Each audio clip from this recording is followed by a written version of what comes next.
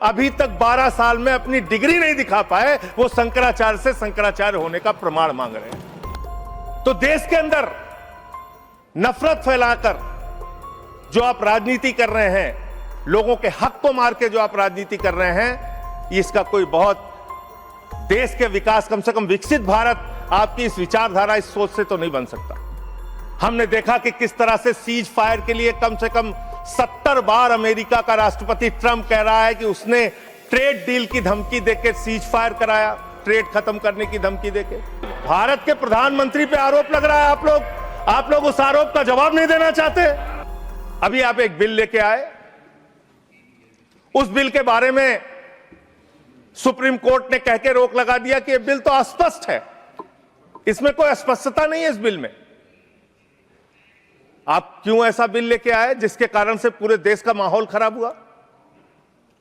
आपने झगड़ा कराया दलितों यूजीसी का बिल, और आप इक्विटी बिल जो लेके आए, आपने कहा इक्विटी कमेटी जो बनेगी, उसको लेके आपने जो इक्विटी कमेटी बनाई उसमें तमाम बातें आपने ऐसी लिखी, पूरे देश में आपने झगड़े का माहौल क्रिएट किया। आप कभी भी और कहीं भी दलितों और पिछड़ों और आदिवासियों के हितैषी रहे ही नहीं है। आपका संगठन, आपकी विचारधारा, आपकी मातृ संस्था आरएसएस, वहां तो 100 साल तक, आज तक एक भी दलित, पिछड़ा और आदिवासी आरएसएस का प्रमुख नहीं बना। यह सच्चाई है आपकी। आप हल्ला मचा रहे थे कि देखो हमने दलितों, पिछड़ों, आदिवासियों के लिए कितना शानदार बिल हम लेके आए, कितना शानदार हमने काम कर दिया। सुप्रीम कोर्ट ने उस पर रोक लगा दिया। सुप्रीम कोर्ट ने कहा कि यह बिल अस्पष्ट है। आपने इस देश के अंदर विश्वविद्यालयों में आरक्षण को खत्म किया है, यह सच्चाई है मान्यवर। काशी के अंदर मंदिरों को तोड़ने का मामला सामने आया, मणिकर्णिका घाट को तोड़ा गया मान्यवर, मणि को तोड़ दिया गया, माता अहिल्याबाई होलकर जी की प्रतिमा को तोड़ दिया गया, माता अहिल्याबाई होलकर जी की प्रतिमा को तोड़ा गया। आप उन पापियों के खिलाफ कार्रवाई करने के बजाय मेरे ऊपर एफआईआर कर रहे हैं। आप ऐसा शब्द मत बोलिए। जिन लोगों ने तोड़ा मान्यवर, जिन लोगों ने मंदिर तोड़ा, उन गुनहगारों को मैं चाहता हूं, चलिए गुनहगार कह देता हूं, भाषा शैली में चलिए मान्यवर गुनहगार संयम के साथ साथ उन गुनहगारों को जिन्होंने उस पुरातन पवित्र मणिकर्णिका घाट को तोड़ा, माता अहिल्याबाई होलकर जी की प्रतिमा को तोड़ा, कार्रवाई उन पे करने के बजाय आपने मुझ पर एफआईआर कर ली। मैं आपके माध्यम से सरकार से मांग करता हूं, अगर आपने कोई तोड़फोड़ वहां पर नहीं की है, 3 सदस्यों का, और तीनों बीजेपी के रहे, मैं तो कह रहा हूं 3 के तीनों बीजेपी के लेके जाइए। आप 3 सदस्य भेजिए बीजेपी के संसदीय दल के, और वहां पर दिखाइए कि माता अहिल्याबाई होलकर की प्रतिमा है, वहां दिखाइए मणिकर्णिका घाट को नहीं तोड़ा गया है, और फिर जो कार्रवाई आप मेरे ऊपर करना चाहे कीजिए। आपने काशी को बर्बाद करने का एक मन बना लिया है। काशी कॉरिडोर के नाम पे आपने सैकड़ों मंदिर वहां पे तोड़ दिए, वहां पे शिवलिंग लंका थाने में पड़े हुए हैं। यह घटना अगर किसी विपक्ष के राज्य में हुई होती, आप पूरे देश में हंगामा कर देते, फसाद करा देते पूरे देश में। तो धर्म में भी धंधा करना है, हर जगह धर्म के नाम पे भी धंधा करना है, वो काम आप वहां पे कर रहे हैं। कब बनाएंगे? 2047 में बनाएंगे। उसको 3047 कर दीजिए। 1000 साल बाद कौन पूछने वाला है सर? 3047 में हम भारत को विकसित भारत बताएंगे। 1000 साल बाद कौन पूछेगा? 2047 में कौन सत्ता में रहेगा, नहीं रहेगा, लेकिन आप ऐसा सब्जबाग दिखाते हैं कि आप 2047 में आप विकसित भारत बना देंगे। कैसे विकसित भारत बनाएंगे? शिक्षा का बजट आप रखेंगे 2%, स्वास्थ्य का बजट आप रखेंगे 2%, यानी कि अशिक्षित भारत और विकसित भारत कैसे होगा? अस्वस्थ भारत और विकसित भारत कैसे होगा? आपने ग्रामीण विकास के नाम पे जो बजट का हिस्सा है उसको कम कर दिया, तो एक अविकसित ग्रामीण व्यवस्था के साथ आप विकसित भारत कैसे बनाएंगे? आपने किसानी के लिए, एग्रीकल्चर के लिए जो बजट रखा उसको घटा दिया। आप कैसे करेंगे विकास? विकसित भारत का आपका सपना क्या है? जिसमें लोग अशिक्षित रहें, जिसमें लोग अस्वस्थ रहें। आपके आयुष्मान भारत की स्कीम की हकीकत क्या है? एक ही नंबर पे 9999 नंबर पे 10 लाख से ज्यादा लोगों का रजिस्ट्रेशन हुआ है। 600 से ज्यादा 625 करोड़ रुपए का फ्रॉड हुआ है, आपकी सीएजी रिपोर्ट में आया आयुष्मान योजना के अंतर्गत। शंकराचार्य जी परम पूज्य अवमुक्तेश्वरानंद जी जा रहे थे स्नान करने के लिए। उनको प्रशासन के द्वारा उनको रोका गया।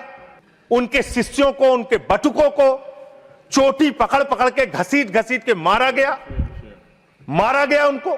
और इतना ही नहीं, उनकी एक मांग थी कि अगर प्रशासन या सरकार मुझसे वार्ता कर ले और अपनी गलती मान ले तो मैं स्नान करूंगा। ना उनसे किसी ने माफी मांगी और ना ही वो स्नान कर पाए। बिना स्नान किए शंकराचार्य जी वहां से चले गए। आप कितने बड़े धर्म के ठेकेदार हैं। आप देखिए कि आप शंकराचार्य जी को तहसीलदार के माध्यम से चिट्ठी भेज रहे हैं, कह रहे हैं बताओ आप शंकराचार्य हो कि नहीं हो। अरावली पर्वत को साबित करना है, बताओ तुम अरावली पर्वत हो कि नहीं हो।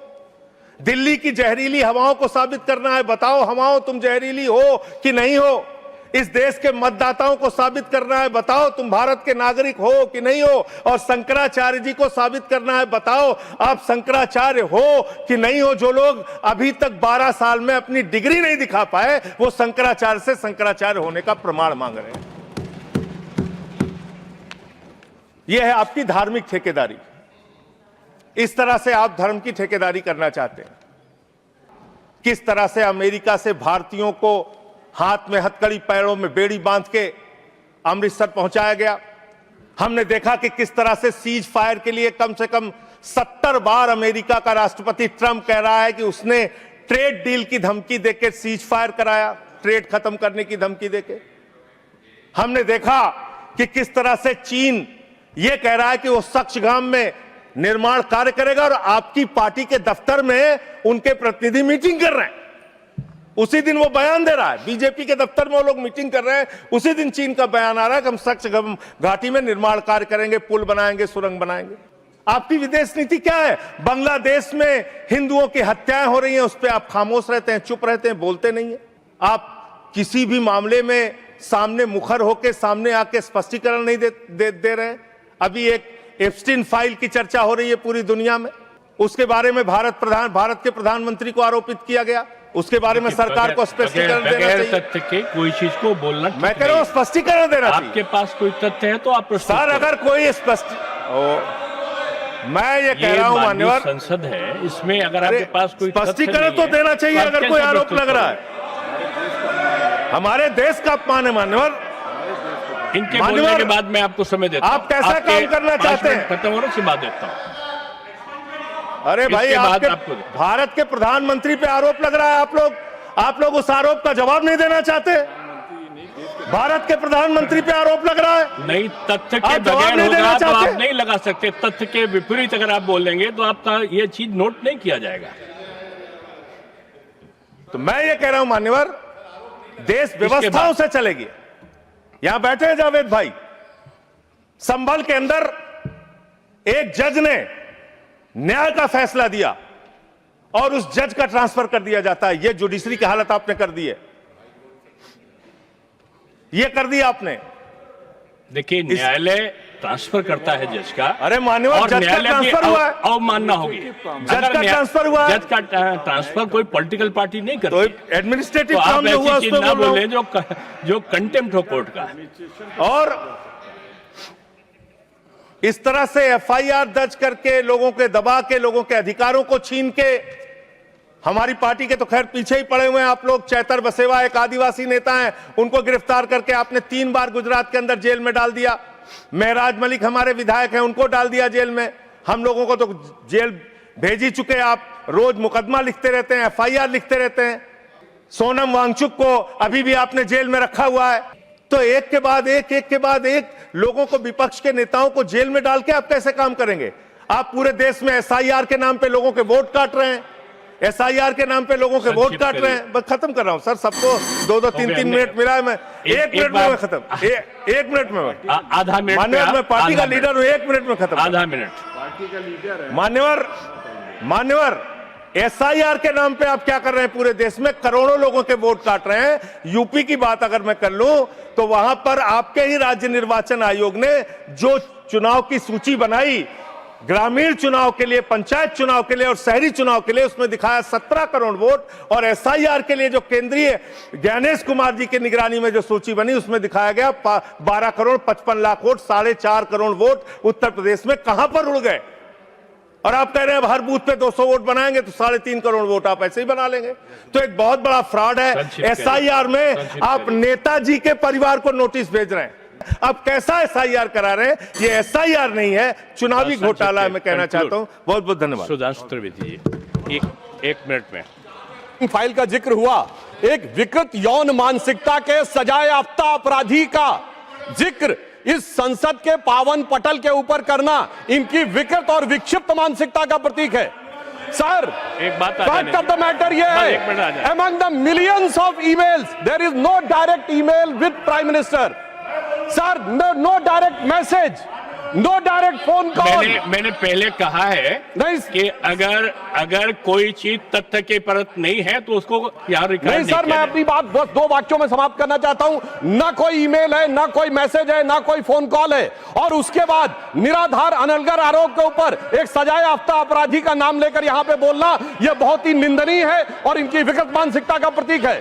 और सर, डिपार्टमेंट ऑफ जस्टिस ने भी यह कहा है कि वो फॉल्स और सेंसेशनल आरोप है, और प्रधानमंत्री जी इजराइल में अपनी ऑफिशियल यात्रा पे थे, एक मुलाकात ऑफिशियल है, और उसके बावजूद वहां पर सिर्फ एक ही गायन हुआ, वो था राष्ट्रगान। अगर उसमें नाच गाना इनको नजर आता है, हो सकता है इसे राम मंदिर में नजर आता हो। तो मैं इस पे घोर भर्त्सना करते हुए सभापति महोदय सिर्फ एक पंक्ति कहना चाहता हूं, सभापति महोदय सिर्फ एक पंक्ति कहना चाहता हूं कि जो इन्होंने आरोप लगाने का प्रयास किया है कि राष्ट्रवाद के महामेरु पर वार बहुत ही हल्का है, भारत विकसित रोकने के लिए यह मचा हुआ तहलका है। नहीं, देखो, जो माननीय सदस्य ने जो तथ्य के विपरीत और संविधान के विपरीत बात कही उसको इसमें शामिल नहीं किया जाएगा।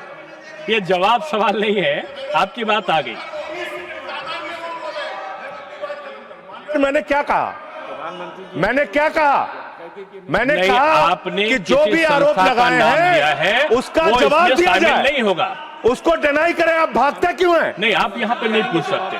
चलिए नेक्स्ट।